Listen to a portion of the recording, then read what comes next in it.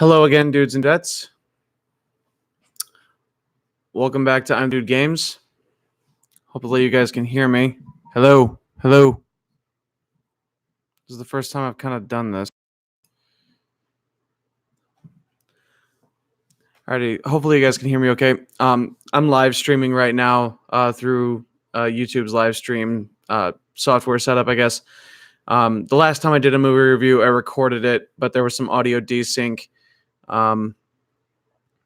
with the video that I recorded. That was when I did my Avengers Endgame spoiler review of the full movie. I'm coming to you guys today with my spoiler review of X-Men Dark Phoenix.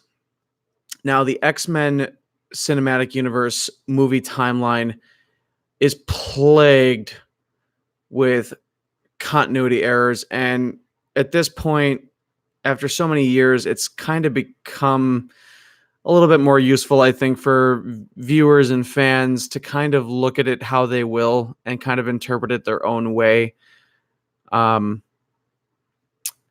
So I'm going to kind of give a brief rundown of the full X-Men timeline and also go in depth as to what happened in X-Men Dark Phoenix and what happened in the movie and touch on a few key issues that I think are worth mentioning. So before I begin, I just want to issue a spoiler warning to whoever is watching this. If you have not seen Dark Phoenix yet and want to, go see it. Okay, I'm giving you about 10 seconds to walk away from this right now before I start talking. So,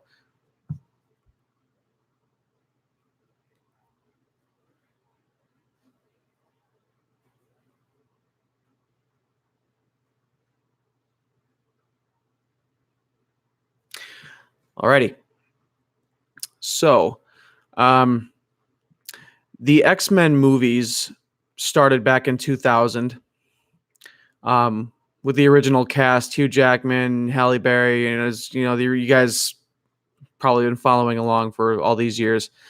The original X-Men timeline started with Wolverine being recruited into the X-Men, and all that stuff happened.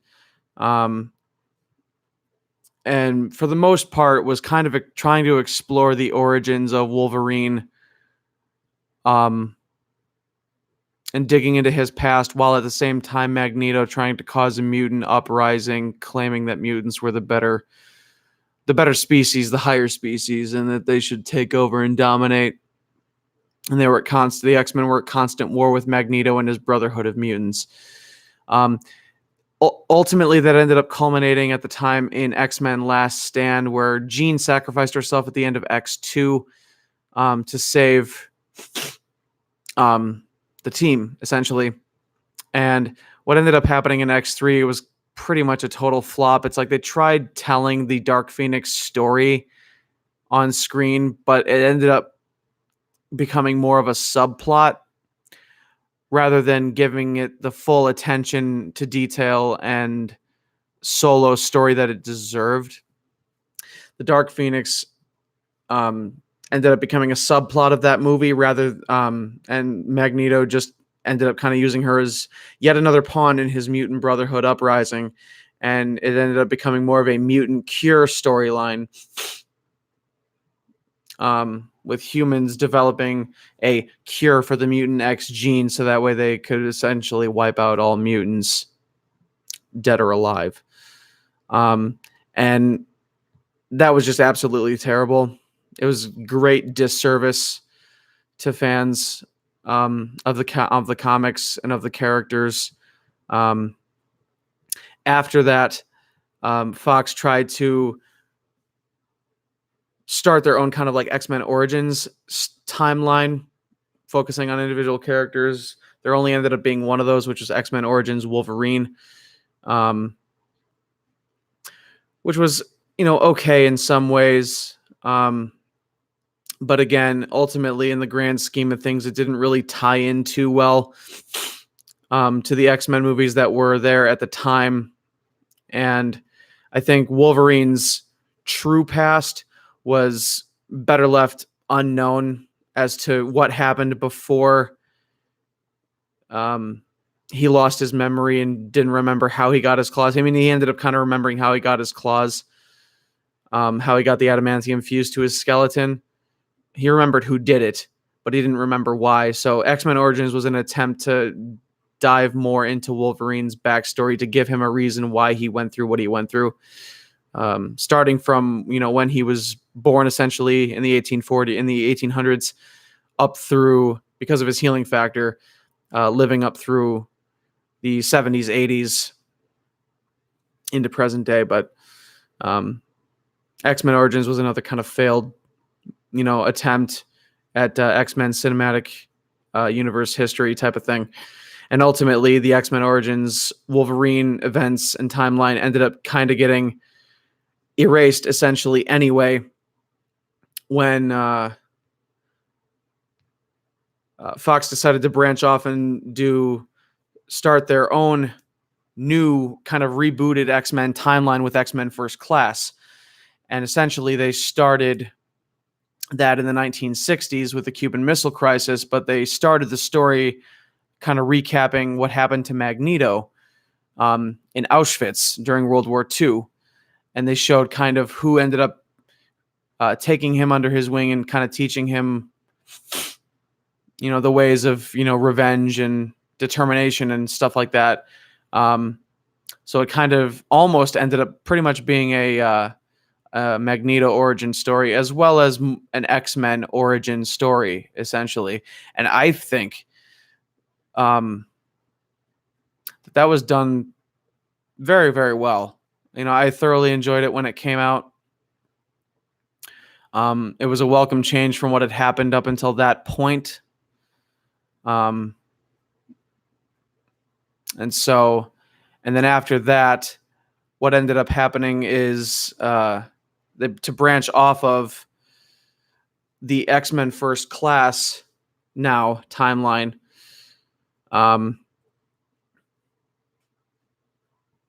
As a recast of younger actors to play younger versions of the older versions of these characters. X-Men Days of Future Past was incredible. It is an incredible movie. It is done extremely well.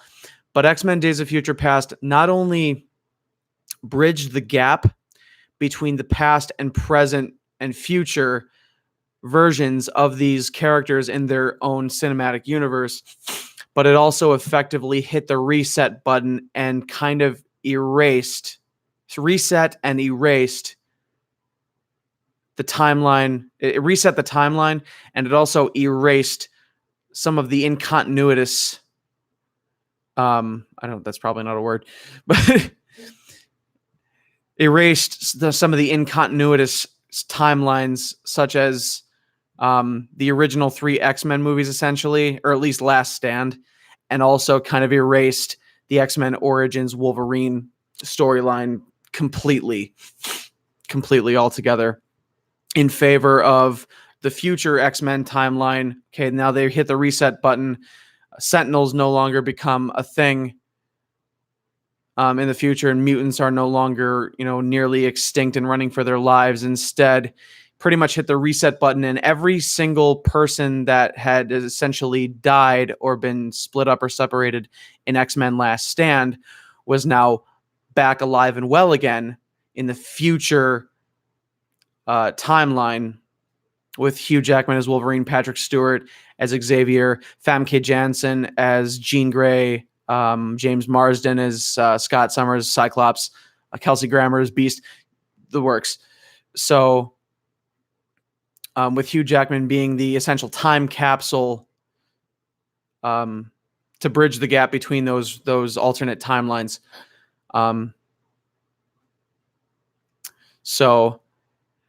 And then after that happened in Days of Future Past, that's the future timeline of Days of Future Past. After the timeline got reset, the original X-Men cast that we know from the original first 3 X-Men movies continued forward, and I'm assuming at some point in that distant future, the Logan storyline takes place, where at some point in the future, Xavier's mind becomes unstable. He might end up having developed like Alzheimer's or some sort of mental instability, disease, something like that, where he ends up having telepathic seizures that they refer to in Logan as the Westchester incident, and ends up accidentally killing a majority of the X-Men and the main mutants during that event, and it ends up resulting in a somewhat apocalyptic, at least mutant apocalyptic, but still relatively normal looking world where there's no new mutants supposedly, and it's really just Wolverine, Xavier, and Caliban, the mutant tracker, who's essentially a Nosferatu without being a vampire. God, I'm tired. It's kind of late at night when I'm doing this, but so I'm assuming that after the timeline reset in Days of Future Past, at some point in that distant future with the original cast, is what ends up happening in the Logan timeline, and when they end up encountering X-23 Laura. But then in the First Class timeline in their past, now, the First Class cast, try saying that 5 times fast. The First Class cast is now continuing in their own essentially separate timeline. I feel like the past and the future have kind of been separated into their own separate things, essentially. And it's a little confusing because it's like now the First Class timeline is supposed to meet up with the present/future timeline, essentially, which I guess could kind of still be connected, however loosely, however strongly. I mean, because now there's essentially no reference in the future timeline that any of these past events with the First Class cast even happened. So again, there's still some continuity error there, and it can get a little confusing to those who are maybe not reading too much into it. I still think that it could still kind of... I'm going to check something here really quick. Can anybody hear me? Hello? Anyway. So I still think it can kind of be loosely connected. So after Days of Future Past came Apocalypse, which introduced a lot of returning faces as a younger cast. So now at this point, you have to keep in mind these are the past younger versions of themselves. So the original First Class cast, really the adults of the group were Xavier and Magneto, even though Magneto has never been officially a part of the X-Men team. He's always been the antagonist. So, but where was I going with this? I got to remember. So now essentially the younger versions of some of the older, future X-Men come into the picture, like Cyclops, Jean Grey, aka Phoenix, whom she has not known by that moniker at this point yet in Apocalypse, and as well as Storm, even though she didn't really join the X-Men until the end of Apocalypse because she ended up being cited to En-Sabah-Nur, aka Apocalypse. Angel makes a return, as well as Nightcrawler returns. Jennifer Lawrence's Mystique, after the events of Days of Future Past in their past timeline. Apocalypse rises. Essentially, they need to, rise to the challenge to defeat him and stuff like that.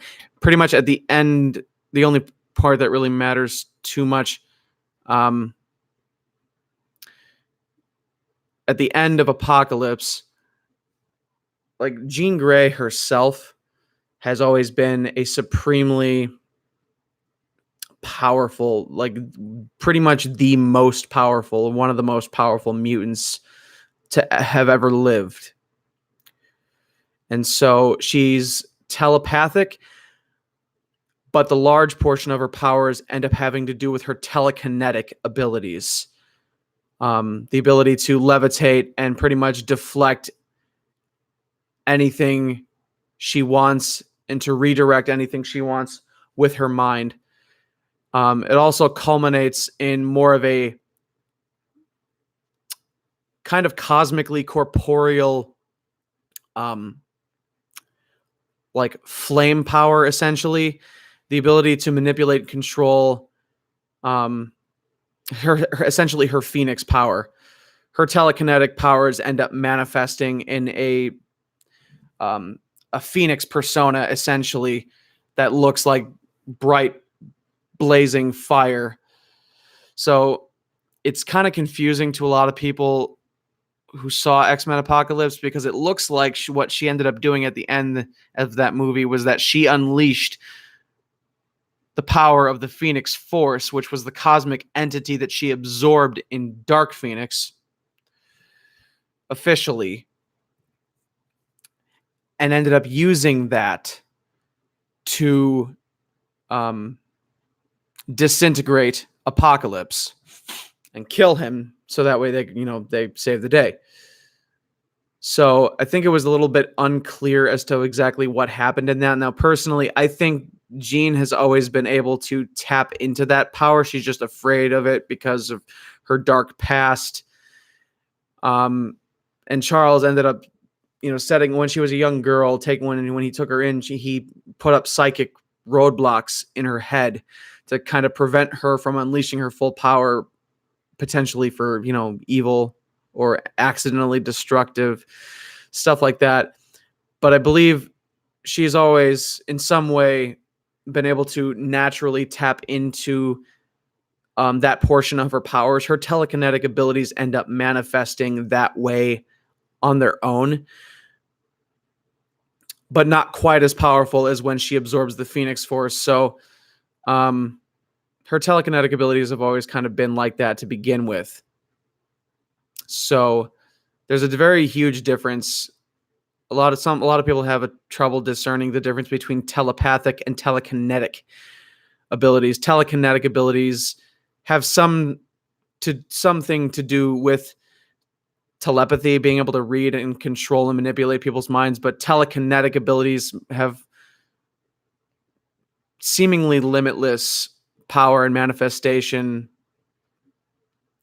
It's something else entirely.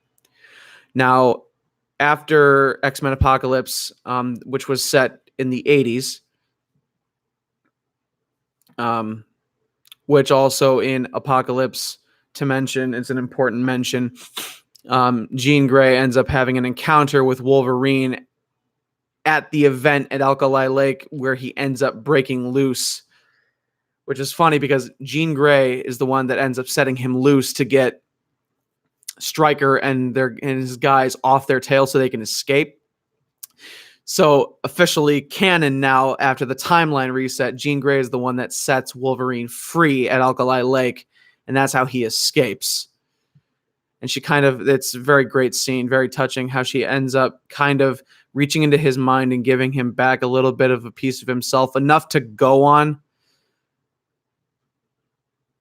to kind of spur into motion. Okay, this is where Logan, this is where Wolverine starts off now officially, and goes along his timeline to, in the future, become part of the X-Men from that point in his timeline. So that was beautiful homage to the original and now timeline reset. So they still kept that bit of continuity in there, which is very important. I think they did that very, very well. Now, after the events of Apocalypse, now we are in 1992, which is only about six or 7 years after the events of Apocalypse. Jean Grey, Cyclops, Storm, they're all pretty much, somewhat teenagers, if not in their early 20s, between early and mid 20s, essentially. Um, Xavier and Magneto are really the only adults of the group, aside from maybe Hank McCoy, aka Beast. So now we hit Dark Phoenix. We start off the movie. Essentially, they give an intro to Jean's past where she's driving in a car in the back seat. She's in the back seat of her parents' car. They're driving along the road. They're listening to the radio, and she's like, they're listening to music on the radio, and she's like, "Hey, mom, can we change that?" And she's like, "The song's almost over," and I'm going into extraneous detail that I really don't need to, but it is kind of important because it sets up what happens. Her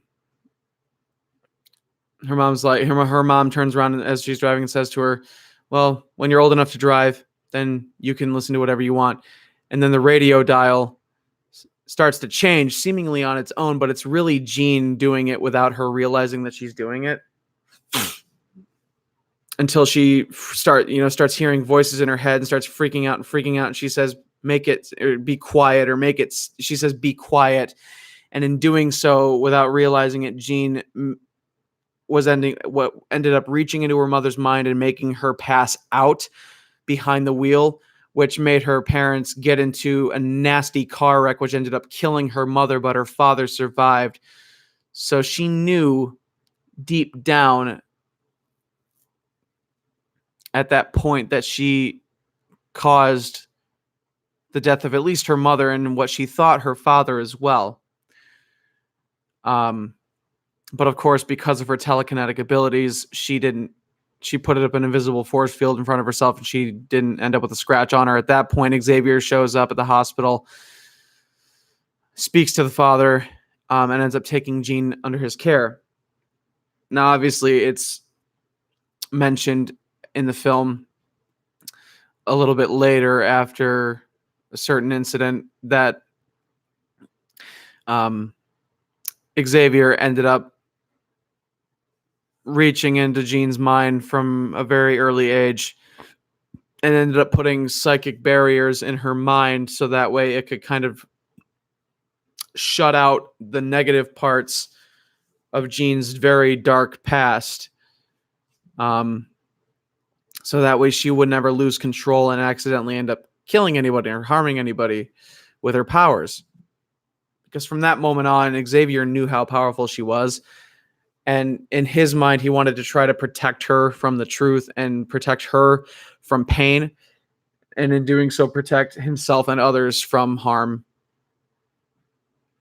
potentially because of her. And so after that little intro to the beginning of the movie, there ends up being a situation in space with NASA. There's a shuttle launch that goes wrong, and some unknown entity in space ended up destroying and crippling a space shuttle mission. So the X-Men are called upon. Xavier's in contact with the president, at will, just to do missions and help protect the country. And he's finally gotten things to the point where humanity sees mutants in a better light, and they're heroes, essentially. And they're looked on as, they're looked upon as heroes instead of being looked upon as freaks and a pariah that needs to be sought out and destroyed or contained or controlled or wiped out, in whatever way, shape, or form. So they go on this space mission. Then, essentially the new X-Men team in their first class timeline. This movie was supposed to be the end of the X-Men, of the entire X-Men cinematic universe, essentially. This is what it was meant to be. It was meant to be brought full circle from where X-Men Last Stand ended, and once the timeline was reset, now they're kind of revisiting that, but giving Dark Phoenix the attention and the solo story that it deserves instead of making it a subplot and not doing it justice. So now they are doing it justice. They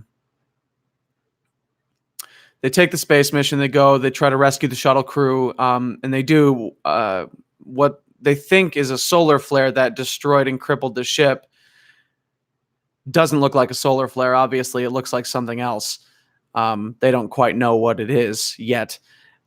And so they rescue the crew, but one of the crew engineers was still somewhere else in the ship. What's up, Nightwolf? Thanks for commenting.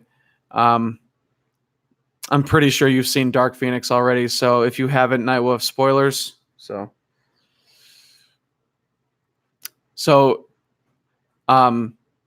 they say, well, Jean can hold the ship together because the ship is crumbling out of control. So it's kind of unclear how she's able to survive with holes to the vacuum of space peeking through the ship. I didn't understand that, but who cares? It's a movie. But because it's like the ship was being held together. I don't know if she was putting up an invisible force field. No, she was kind of crunching. She was trying to pull the ship together to stabilize it in order to rescue the final crew member. But time ended up being too little, too late. And in her trying to hold the ship together so that way they could rescue everyone, Storm helped too. Yeah. Yes, she did. It was a beautiful moment of teamwork in the opening of the movie, though, by the way. So time ended up being too little, too late. And as they rescued the final crew member, oh, yeah, filling holes. I forgot about that.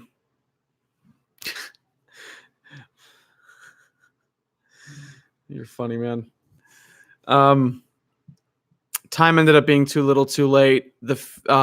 Essentially, the Phoenix Force, this flaming, swirling cosmic entity, ended up reaching the ship,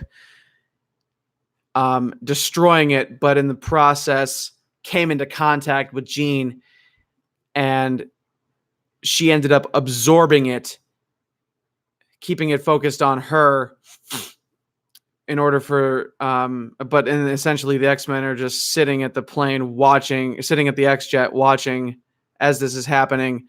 She absorbs the entirety of the Phoenix Force. Once the event is over and she's absorbed it all, Nightcrawler teleports, grabs her, and brings her back to the X-Jet, and somehow she's miraculously alive. And they're like, what the hell just happened? Like, how the hell is she even alive? So, essentially, mission success.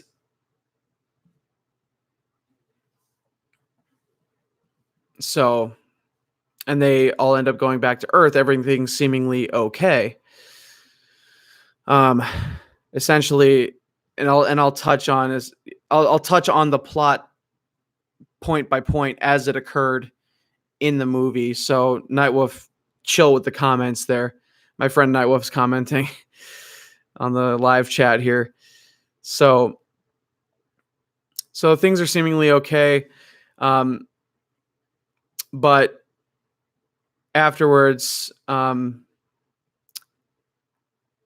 Mystique ends up kind of having a one-on-one conversation with Charles about, exactly, what the hell happened? Like, what was that? Because, it's like you're risking our lives out there as well. Not just like you're risking our lives for the safety of them, the people that once viewed us as a pariah.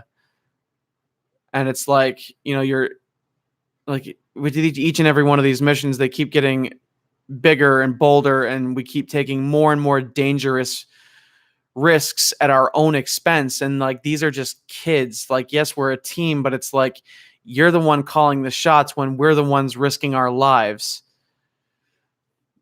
And it's like, they're kind of starting to, they've touched on the issue a little bit by bit, movie by movie in this First Class timeline, how Xavier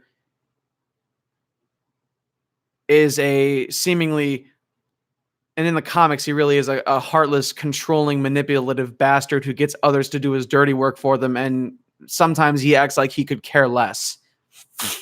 Like, so long as the job gets done, the ends justify the means. Like, so they end up touching on a little bit more of the darker side, the cruel reality of Charles's actions and the repercussions of his actions, which I really liked that they did that. It was great character development. It was kind of like the final full circle of his character development, and it was a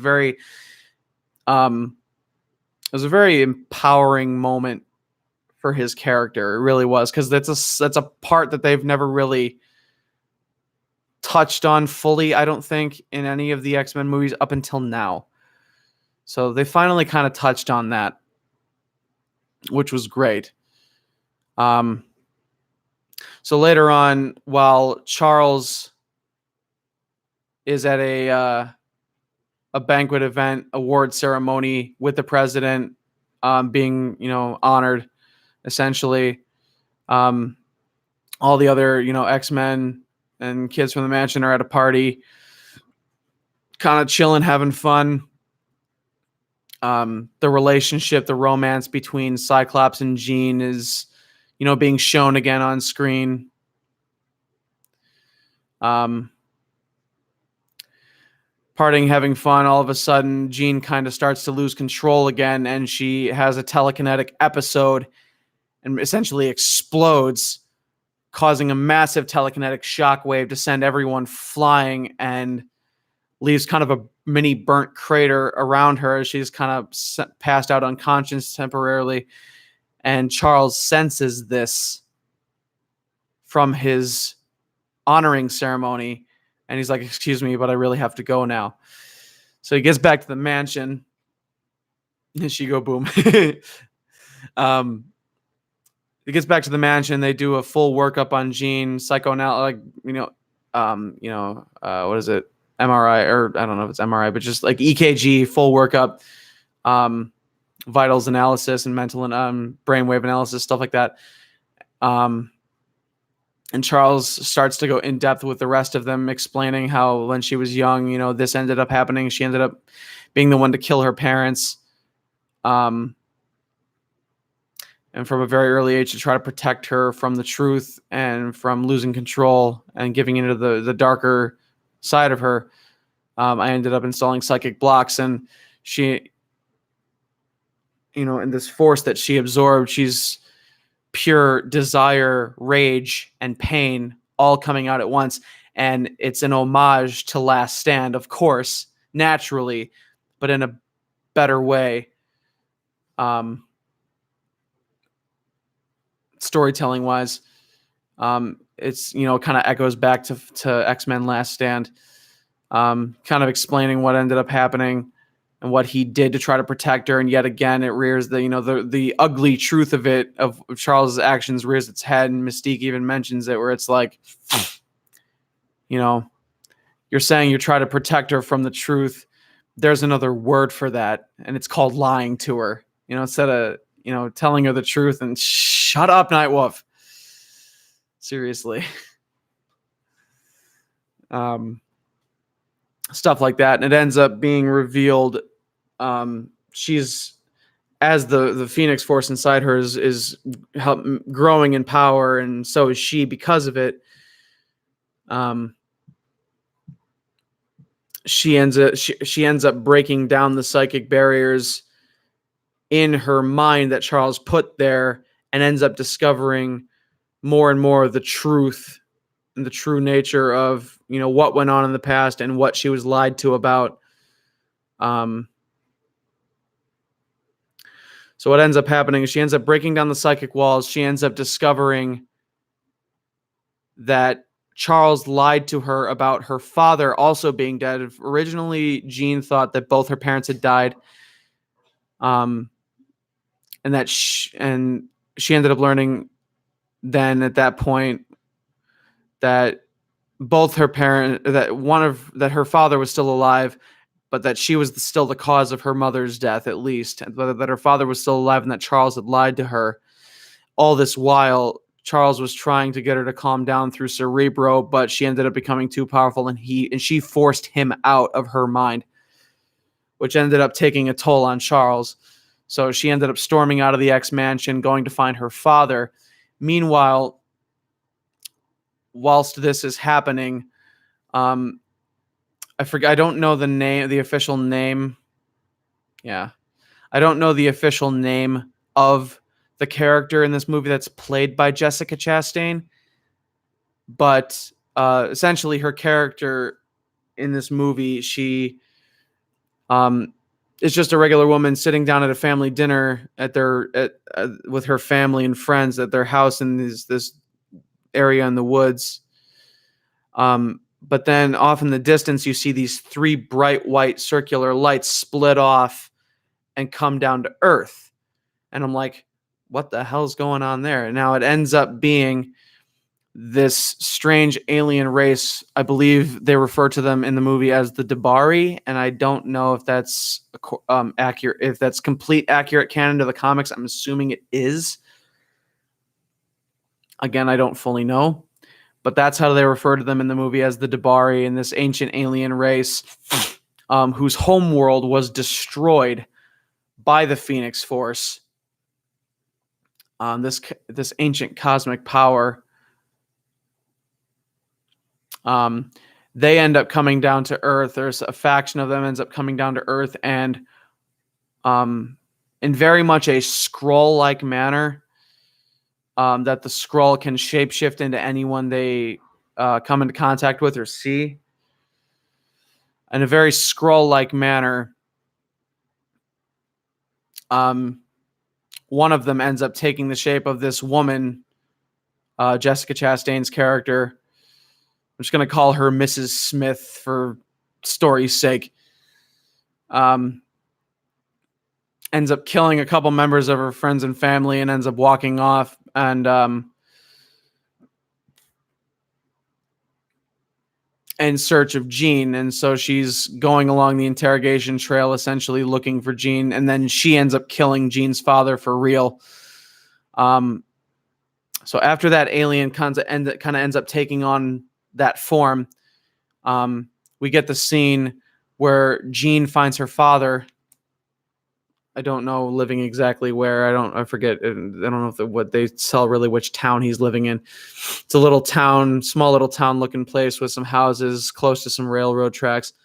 She ends up finding her father after all these years, and since she was a little girl, confronting him, and ends up conversating with him a little bit. And essentially her father ends up ultimately rejecting her and revealing the ultimate truth to her through his memories. She ends up reading his mind, figuring out for the first time from her own father, from his point of view, that Jean was the one that ended up making her mother pass out, crashing the car, killing. He's like, my whole world ended that day. And as far as I was concerned, you went along with it. Just a broken down man. And that ends up making her go off. She doesn't kill him, but she ends up going off. And at that point, the X-Men show up trying to help her calm down, bring her back in. She's not having any of it because she's sick and tired of being lied to by Charles.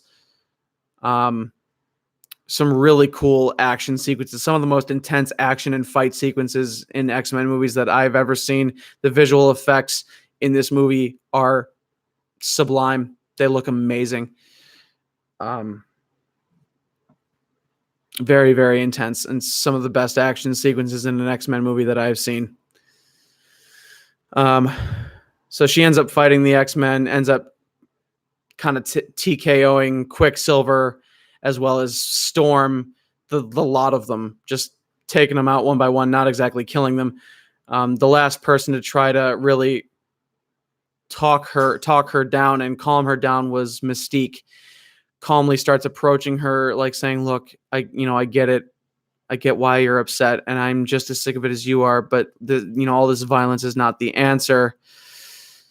Please, whether you like it or not, we are your family, and we are the ones best equipped to help you and protect you. So please just come home to us. We will always be here for you, and I will always be there for you. It's coming from Mystique.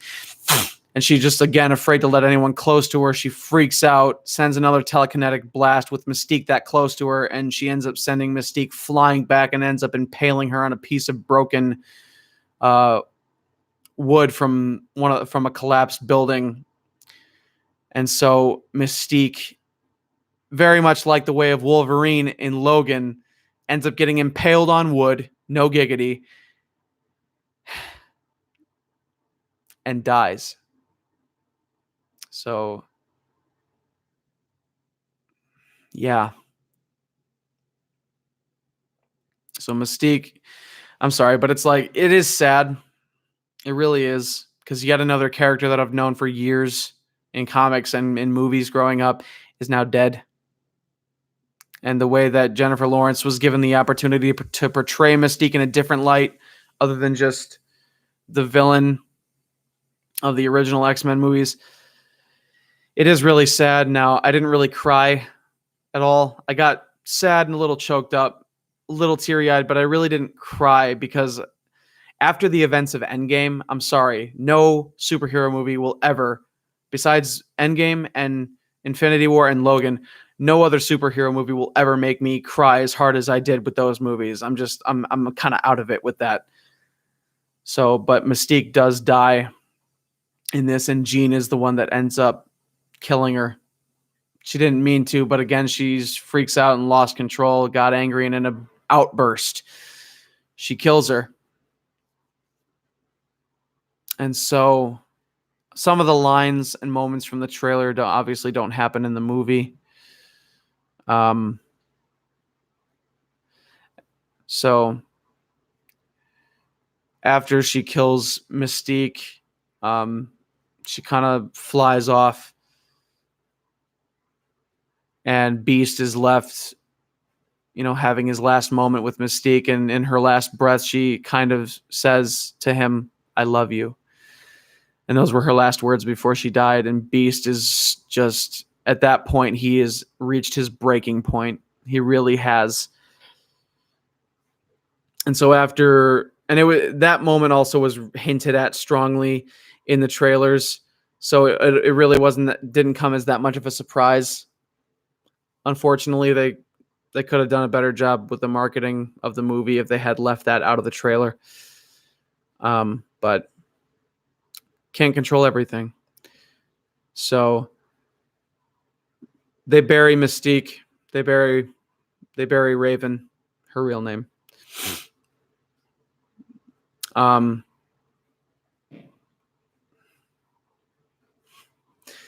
So Charles and later Charles and Hank, the Beast, are sitting down in the kitchen. Charles comes in, has a drink with him, has a drink with him. And essentially he's like, this is the exact room, in fact, where I first met Raven when she was a little girl and I was a little boy. She came in breaking in looking for food, and I told her you'd never have to steal again, and this could be your home. And Hank's just had enough. He's like, cut the bullshit. Cut the fucking bullshit. You are so full of it. You have been lying and controlling and manipulating every single one of us that you come into contact with to best suit us to what you want this to be your team, your X-Men, your family that you never had, whatever you want to call it. It's like I'm done being bullshit by you. And essentially, he reveals to Charles that the conversation that Mystique had with Beast earlier in the movie, that she was going to leave. She was going to leave, and she wanted me to come with her, and I was the one that convinced her to stay. And now, because of that, she's dead. Like, he felt partially responsible, but also because, he knew that Charles was to blame, obviously, because, Mystique was yet another person, another mutant that he had, controlled and manipulated into keeping around on and off for so many years. And it's like, and in the end, it ended up putting her in the position that ended up getting her killed. And so he was just ultimately blaming him, and Beast storms off. Meanwhile, Jean ends up seeking out Magneto for guidance. And that ends up going sideways as well.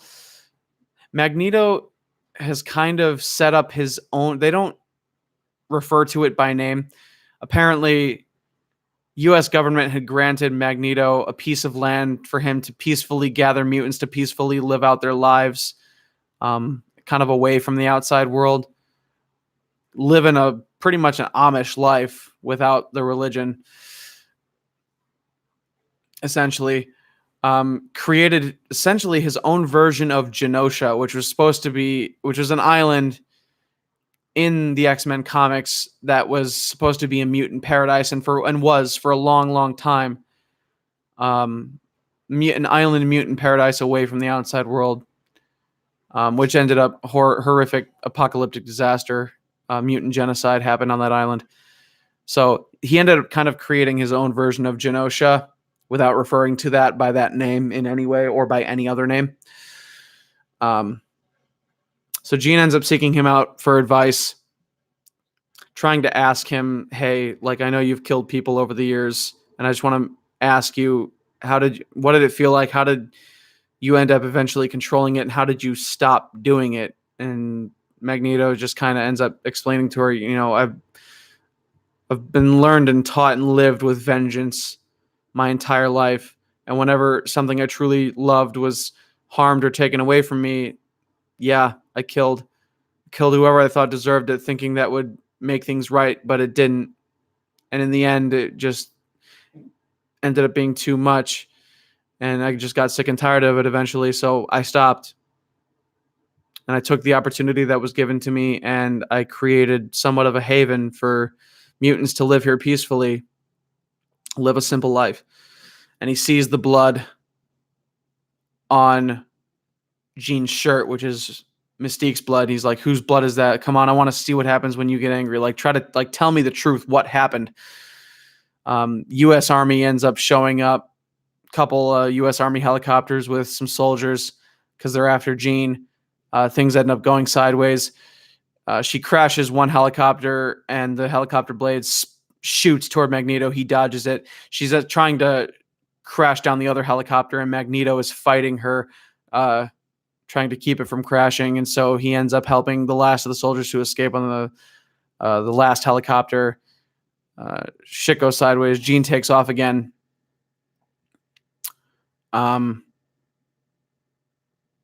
Hank ends up showing up later to talk to Magneto, explaining to him, look, Jean killed Mystique.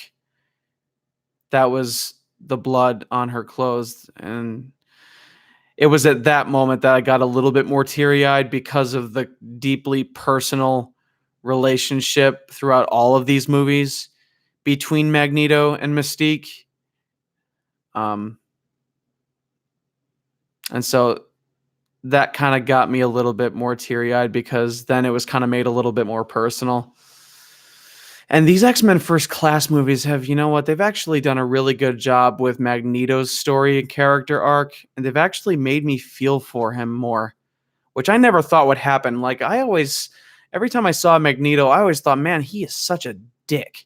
Like, I hate him. Like, he's the classic villain that you love to hate. You don't care about his past. You don't care about his tragedy, his trauma. You don't care. You just love to hate him because he's the villain. But you know what? They really did such a beautiful job with his backstory and his character arc in these First Class movies, in this First Class timeline. You really end up making me care for him, especially in X-Men Apocalypse when he actually ends up finally settling down peacefully, creating his own life, even though it was under a false name. He ended up creating a life for himself and settling down with a wife and had a daughter, and yet he still ended up getting sought out by the people in his community because he accidentally ended up exposing himself. No giggity. Again, if you've seen X-Men Apocalypse or X-Men Apocalypse, you know what I'm talking about.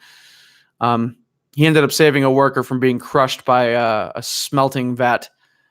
And people saw it. And so they ended up finding him in the woods, and they ended up accidentally killing his daughter and wife. And so he killed them. And it's just that moment in Apocalypse really broke my heart because it's like, did you really just give me the feels for the villain, Magneto? Seriously? You really just make me feel anything for him? But I couldn't help it. So it's like, yet again, the very last person left alive on Earth that Magneto still genuinely cares for and even loves, someone else. Just when he thinks that nothing more could be taken away from him, Mystique dies, and she dies at the hands of Jean. And he's like, when I find her, I'm gonna kill her. I'm at my wit's end. And Hank goes, I know. He doesn't know what to do either. So eventually, so again, side by side plot, as things are continuing in the story, whilst all this is happening, Mrs. Smith, the Phoenix Force alien, who is seeking out Jean, finally finds her and ends up talking to her and giving her the rundown. Finds her at a bar, ends up talking to her. It's like, all these years, that force you absorbed has destroyed every single thing and living thing that it's come into contact with until you. And I want to know why. I want to know how, and I want to know why. Of course, she has ulterior motives. Not Jean, but Mrs. Smith ends up having ulterior motives. So she ends up eventually explaining to Jean that this Phoenix Force, they don't refer to it specifically by that name, but that's what it is.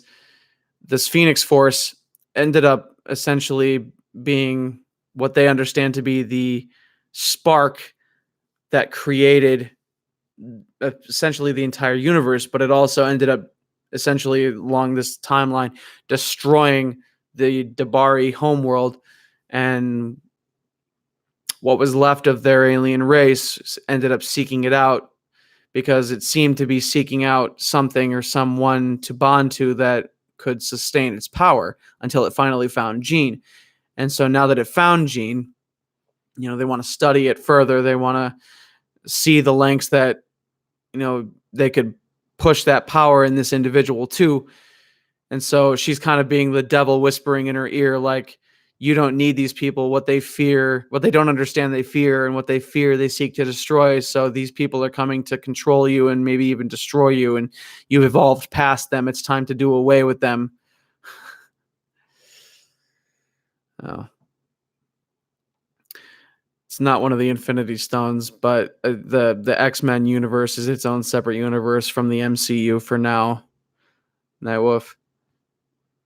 I could see how it might be the Power Stone or maybe even the Reality Stone, but not really. But again, the X-Men timeline, the X-Men universe is its own separate thing from the MCU and the Avengers universe. So, anyway, so long story short, the both Magneto and his mutants and Hank and the X-Men all end up converging on the same place in the same hotel, trying to get to Jean. One party trying to kill, the other trying to protect and save Jean and bring her back. In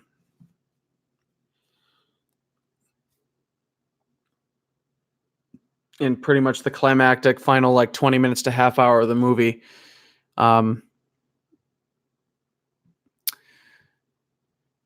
Again, really epic fight scene. Battle in an attempt for everyone to get into the building that Jean and Mrs. Smith are in, waiting for them. Fight breaks out between everyone, and Magneto ends up digging up a subway train from underneath the city and the subway system, and crashes it in through the front of the building. He's like, I came to kill you. And he tries killing Jean, and it doesn't work. And she's like, and you couldn't even do that. And she ends up nearly crushing his head inside his telepathy blocking helmet, and ends up shattering it apart in much the way that in much the same way, similar way that Magneto in Days of Future Past ended up taking metal piping and weaving it throughout Wolverine's body. And for a second, even though it was a PG-13 movie, I thought he was going to use that metal piping to literally rip Wolverine apart, because Wolverine didn't have his metal claws in Days of Future Past. I thought he was literally going to use that metal piping to rip Wolverine apart like he did in the comics. He essentially used the adamantium to rip Wolverine apart, literally, from nuts to top of his head, seriously. So in much the same way, I thought Jean was going to use the metal helmet to crush his freaking head into nothing. But she split it open and used the shards of the helmet to send him flying away, taking him out of the game. Then Charles ends up coming in. Nightcrawler ends up teleporting him into the building. He tries to talk her down. Dialogue goes on between everyone. Jean ends up forcing him, taking control of his body to walk from his wheelchair, crushing his wheelchair, and forcing Xavier to walk up the stairs to her. And she's about to kill him. It looks like it. And eventually, the two end up having a telepathic powwow where he apologizes, he amends for his wrongs, his wrongdoings, and just ultimately apologizes and appeals to her better nature, which ends up bringing out, the good Jean, essentially. Ends up bringing her back out, and essentially Mrs. Smith is like if you don't want this power, she's like, no, it's too destructive. It's scaring me, and it's not worth the price I would pay to have to kill, everyone I love, or at least leave them behind. And so Mrs. Smith ends up trying to absorb the Phoenix Force power, and she ends up absorbing some of it, enough to kind of gain some of the power on her own.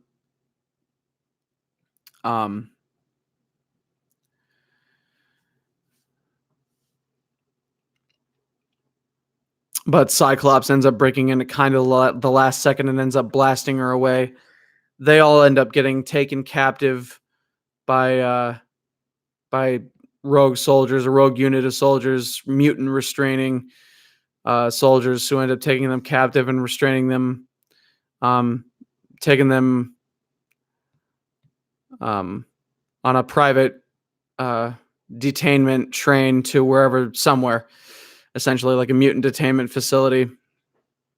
Mutant containment center is what they called it in the movie. And so essentially what ends up happening is that train ends up getting ambushed by the aliens, the Dabari aliens, who are seemingly bulletproof except for freaking 50 cal turret gun. They're seemingly like freaking indestructible, the Icebox, yeah.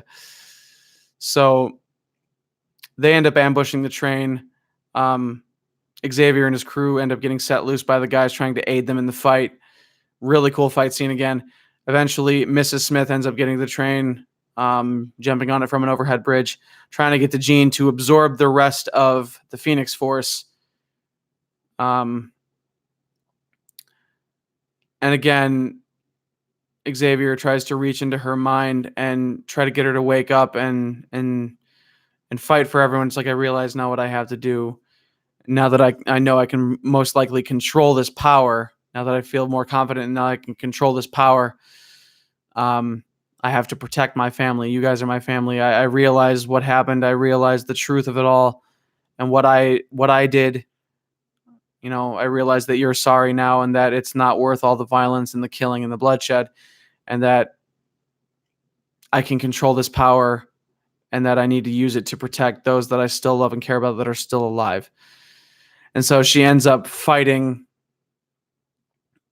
with Mrs. Smith, Ultimately, in the end, they end up showing just how powerful she is with the Phoenix Force. She literally telekinetically lifts up the entire train, protecting in telekinetic barriers all of the still surviving X-Men and Magneto and everyone else. Ends up tearing the entire train to shreds, the entire train cars to shreds, and ends up bringing everyone back down to safety. And then all of a sudden, the aliens start to ambush them again. The remainder of the aliens start to ambush them again. And Jean literally just goes ham sandwich. She goes full tilt aggro, gliding around, feet not even touching the ground, literally stopping these aliens in their tracks as they're about to ambush her, disintegrating them and just fucking exploding them everywhere. Oh my God. For a PG-13 movie, it could have been gorier. I shit you not. So she ends up just taking out all these motherfuckers, disintegrating them in much the way that she disintegrated everyone in X-Men Last Stand. Similarly, but visual effects wise, looked much better in this movie. Ends up taking them out until finally all who's left is Mrs. Smith, and she ends up coming at her again, catching her by surprise from behind. Again, no giggity. Ends up putting her hand to her throat like she's choking her, trying to absorb the rest of the Phoenix Force. What's interesting, though, is during this fight scene before Mrs. Smith ambushes her again, Jean is literally impaled from behind through the back with a metal spike by one of these aliens. Okay? But because she has the Phoenix Force absorbed in her, she literally melts the spike into water, heals, and disintegrates the alien that impaled her. She cannot die. She cannot fucking die. She didn't have the Phoenix Force absorbed in her in X-Men Last Stand. That's the only reason why Wolverine was able to kill her. But with the Phoenix Force cosmic power absorbed in her, she cannot die. She cannot. And so she doesn't. So after that, Mrs. Smith ambushes her, tries to absorb the rest of the Phoenix Force. And she ends up kind of grasping onto her. It's like she's too powerful. And, Mrs. Smith isn't capable of absorbing that power herself. And Jean's too powerful for her. And she's like, I won't end up killing the ones that I love, my family, quote unquote. She ends up flying off into space, locked with Mrs. Smith, the Phoenix Force surrounding and permeating through their bodies. And she ends up using it to kill that alien. She, uses the Phoenix Force to disintegrate her, and essentially it grows unstable and out of control and explodes in a blinding white, massive explosion in orbit, giant Phoenix aura explosion around her, and she seemingly ends up to have died.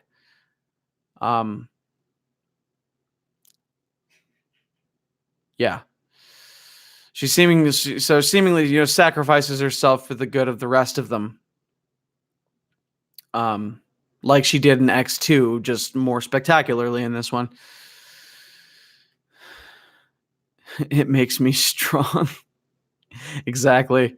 Quote from the movie in the comics, by the way.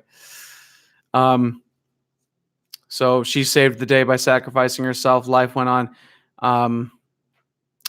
In the final scene of the movie, it ends up being that there's a little last bit of dialogue from Jean. She narrates the end of the movie, essentially, and then it cuts to a scene of Xavier at a cafe table in a city somewhere, I think in France, And Magneto, Eric, ends up meeting up with him carrying a portable chessboard. As is, the game between these two, they're constantly going at it in games of chess. It's the strategic, essentially king versus king type of conflict between them. And so Beast kind of ends up taking over as head of the school, Xavier's school, although they end up renaming it Jean Grey's School for Gifted Youngsters. They end up renaming it. Xavier kind of ends up having a moment of personal clarity, and he ends up kind of retiring from that.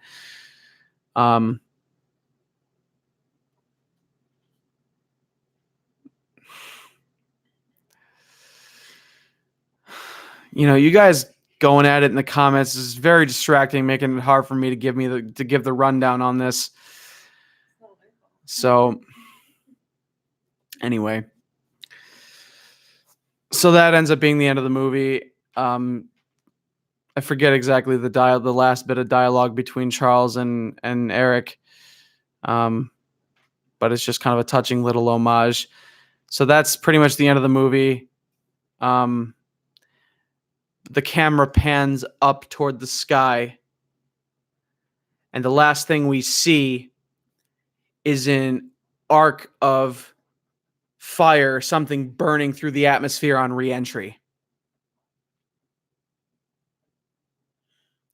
Fucking Jean. Like, she ain't dead. Okay? So even though this was supposed to be the last movie in the X-Men movie universe, even though this was supposed to be the last X-Men movie in the timeline, the very last one, the end of it all, okay? After so many years, even though this was supposed to be the last one, you still see Jean ain't dead. She's not. She's still out there. So it's still left it open for future movies or something to do with it in the future. So I don't know if they're going to go anywhere else with it. They left it open. So overall, the movie itself was an hour and 58 minutes if you include all the credits. There's no end credit scene or mid credit scene.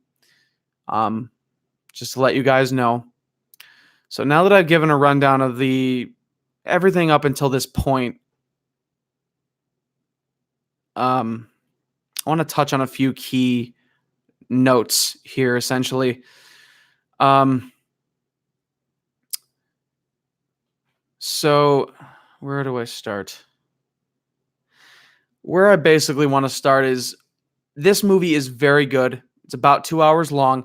In my opinion, it could have been a little bit longer, maybe 2 hours, 15 minutes, maybe 2.5 hours at most.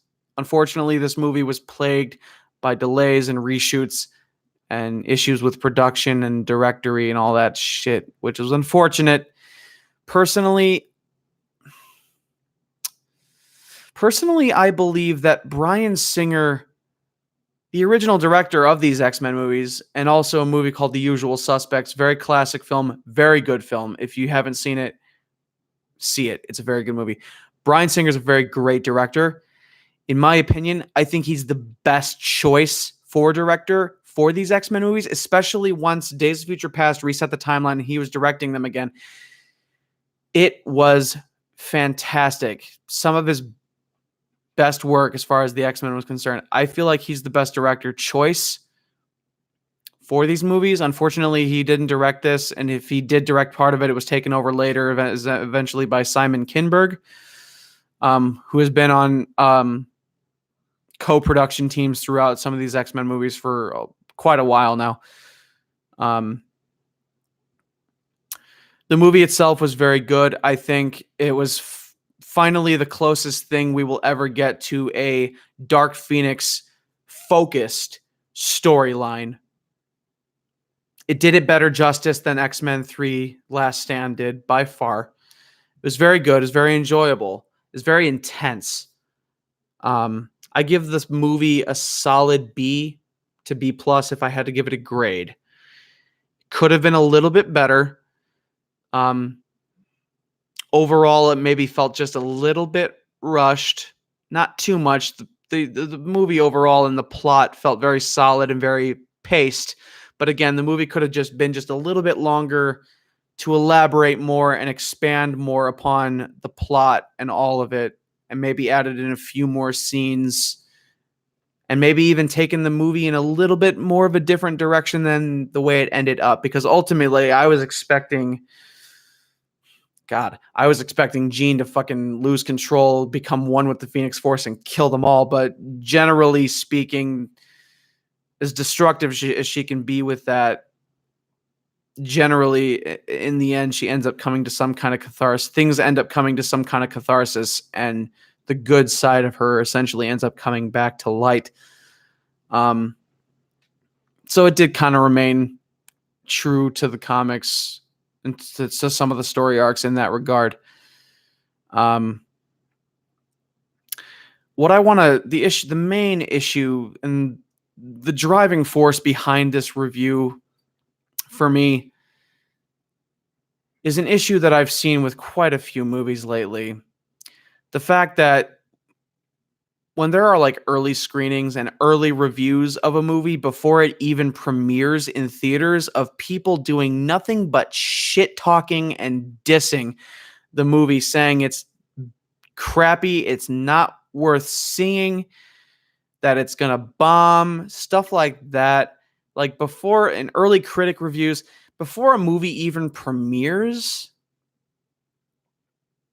Are you kidding me? I'm of the belief everyone's entitled to their opinion. Everyone's going to think what they're going to think, and everyone's going to speculate what they're going to speculate. You can't control everyone. You're going to have your own opinion, whatever at the end of the day. These movies are made for entertainment value, and I don't think they can be judged solely on how well they do at the box office. But because early critic reviews predict how well a movie is going to do, that ultimately people watch the news. People that want to see these movies, people that want to see this movie as well, they see these on the internet. They see these early critic reviews, and based on that, even if they want to see the movie so desperately that they can't fucking wait, that they're pissing their pants with anticipation, their judgment and opinions are then affected by these early critic reviews saying that this movie is going to be so terrible that you shouldn't see it. That then affects the amount of people that are going to go and spend money on tickets to go see this movie, which is the driving force that determines how much money these movies make, which is how these people, the filmmakers and the actors, get fucking paid, right? It's ridiculous. It's so stupid. The whole reason for these movies to come out at all is for entertainment value, for people to either enjoy it for what it is and form their own opinions on it after the fact, after you've already seen it. Okay? People need to stop doing early critical reviews and overly critical reviews. It's like, if you're going to have your opinion on it, then have your opinion. But don't ruin it for every single other person that hasn't seen it yet because it hasn't even premiered. Wait till people see it after it premieres, then wait a week after to start unleashing your critical reviews. Seriously, because this issue is the reason why I didn't go see Ant-Man and the Wasp in theaters. Because I kept hearing from critic reviews online and from every other person I knew saying that the movie wasn't good at all. Like it sucked. It was a flop. It was not as good as the first one. It was just bad. You shouldn't see it. Okay. I let that shit right there affect my judgment to not go see Ant-Man and the Wasp in theaters. That was one of the MCU movies, and it was the third to final MCU movie of Phase 3 before Endgame. Okay? I'm a person, I'm pretty sure I've mentioned it in some of my videos. You guys know me from watching my videos. You know how much of a fucking geek I am. You know how hardcore I am. Okay? You know that I have not missed a single Marvel movie in theaters since before Iron Man 1, since before the MCU, since Spider-Man 3 and X-Men 3. Now, arguably, those weren't the best Marvel movies in theaters. And even the Fantastic Four movies, like Fantastic Four 1 and Silver Surfer, those. Since before the MCU, before Iron Man 1, I have not missed a single Marvel movie in theaters, and Ant-Man and the Wasp broke that tradition, unfortunately, because I let that bullshit, that online overly critical, when I should have just gone and seen it by myself and formulated my own opinions. Once it came out on video, I didn't wait for it on physical copy. I bought it digitally on PlayStation Network. My fiance and I sat down and watched it one night, and we were blown the fuck away at how entertaining it was and how funny it was. And it was like just that much better than the first Ant-Man movie. Okay? It was very good. It was just as good as any other Marvel movie.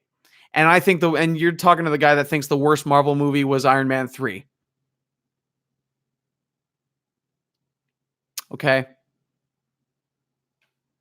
The worst Marvel Cinematic Universe movie anyway. So I hope that all of you watching this watch it through to the end. Whoever does, great. But, you know, whatever movies you guys go see, whatever any of you decide to take an interest in it because it's something that you like or something that you're excited about and want to check out for yourself, and then formulate your own opinions of it after you've experienced it. Because that's how these types of things are meant to be experienced. And unfortunately, people let naysayers influence their opinions, and then it ruins the experience. It really does, because this movie was very, very good. It was solid. Just like the rest of the X-Men First Class Timeline movies. Like the first couple of X-Men movies, X-Men 1 and X-Men 2, were so solid. But after the fact, it kind of, muddied the water a little bit. But even then, so it's like, I've decided to listen to nobody else's opinion besides my own. Things that I am interested in and want to take the time to experience for myself. I'm done listening to reviews online and pre-critic reviews. I'm done listening to it because it ruins the experience for everyone else. It really does. I'm eager to see if they do anything else with the X-Men movies, because they kind of did leave Dark Phoenix open. They left that cliffhanger. Wherever there's a cliffhanger, another movie must come out. It's a cliffhanger. You can't. I mean, the only time cliffhangers really fall through is if, production and filmmaking teams, if things kind of end up falling through the cracks with the people that make these movies possible. Like, unfortunately, and I'll give an example of this, the Amazing Spider-Man movies. There was Amazing Spider-Man 1 and 2, and they set it up for the Sinister Six, and I was expecting an Amazing Spider-Man 3. But then that fell through the cracks. Andrew Garfield ended up getting either written out of his contract, or it ended up falling through. Things ended up falling through with him and Sony and all that and other things. So, unfortunately, that didn't happen. Fortunately, then, it gave the possibility for Spider-Man to become part of the MCU, and now they're continuing that. So, there's good and bad on all sides of the spectrum with this stuff. So, that was the main reason why I wanted to do this movie review. In my opinion, the movie is good. It is worth seeing. Okay? It was done well. It was done very well. Could have been a little bit better. Movie could have been a little bit longer. Can't control everything. It is what it is. Go see it. If you like it, great. If you don't, then you at least you have this review.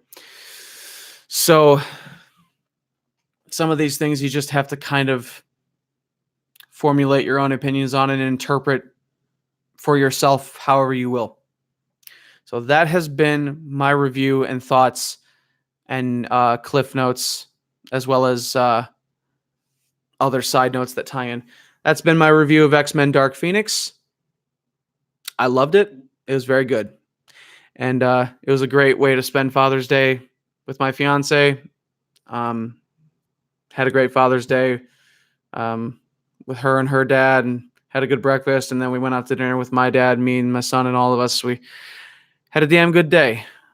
And so I felt the need to post this review, to stream it, and let you guys know what I thought. So I like doing my reviews this way. I'm going to be doing my video game reviews after I end up completing a series. I'm probably going to be ended up doing my game reviews this way as well. Gives a face-to-face, direct contact, kind of talking back and forth. I like that. I like that a lot. So that's been my review of Dark Phoenix. I hope you guys enjoyed it. I hope you guys enjoy the movie. I can't wait for Spider-Man Far From Home. I'll probably do a review of that movie as well, just because I fucking love Spider-Man. So thank you all again so much for watching. My name has been I'm the Dude 5. This is I'm the Dude Games. Please subscribe to my channel. Click that bell icon to get all notifications whenever I stream or upload. Like this video as well as any others of mine that you may enjoy. In the meantime, stay classy.